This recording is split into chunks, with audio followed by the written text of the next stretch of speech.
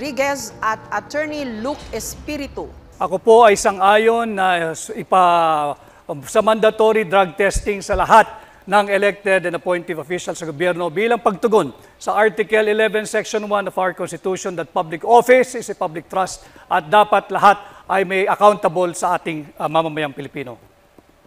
Kulang pa po yung oras nyo. Baka may gusto pa ho kayong sabihin.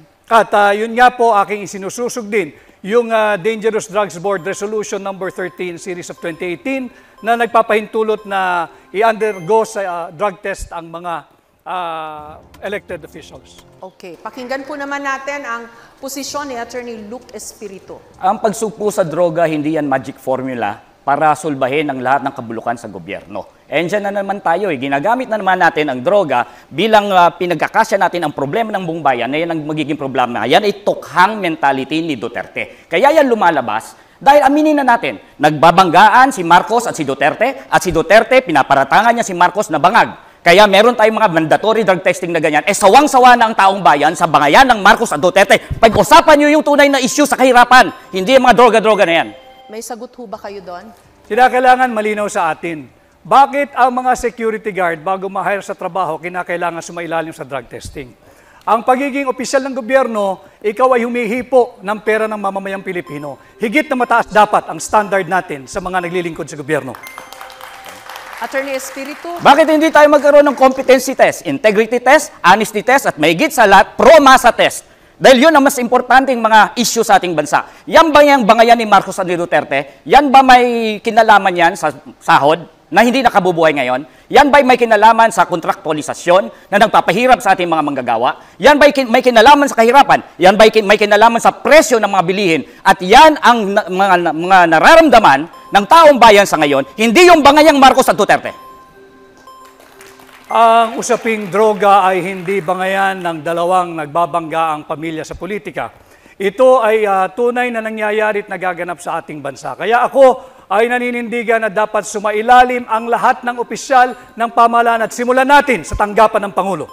Nung kayo po ay nasa Malacanang, Attorney Rodriguez, mawalang galang na po, nagpa-drug test po si President BBM nung siya po ay na-put under question dito ho sa isyung ito. And there were people questioning the veracity ng kanyang drug test results. Ano I agree, Ma'am Jessica. No? Subalit, kaunting pagtatama lamang. Yung drug test na ipinakita, that was during the campaign period, sometime November of 2021. Noon namin ipinakita yung negative drug test. Subalit nagpapatuloy yung issue ng paggamit ng droga ng mga matataas na opisyal ng ating pamahalaan. Para matapos na ang istoryang ito sapagkat ito'y interes ng lahat ng Pilipino. Sumailalim na sa isang open, fair, transparent, and credible hair follicle drug test ang lahat. Yung bang drug test po ni President BBM noon, hindi po hair follicle test yon? Hindi ito hair follicle test. Okay, now you want him to undergo that test. Para matapos na yung usapin kung sino ba talaga ang gumagamit ng droga. Kinakailangan pagbigyan natin, again, ulitin ko, public office is a public trust. Malinaw yan sa ating saligang batas, Article 11, Section 1. At karapatan ng bawat Pilipino, lalo na ng mga kabataan, malaman kung tayo ba'y pinamumunuan ng isang taong may tamang pag-iisip.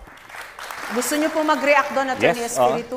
Si Attorney Vic ang proof kung bakit ang droga ay may kinalaman sa bangayan Marcos at Duterte. Nung panahon na siya ay pro-Marcos, siya ay drug test ang kanyang pinapanlandakan na negative si Marcos. Ngayon na siya ay pro-Duterte, gusto niya ngayon i-testing si Marcos ng hair follicle test. At gusto niya ngayon nag-drug testing.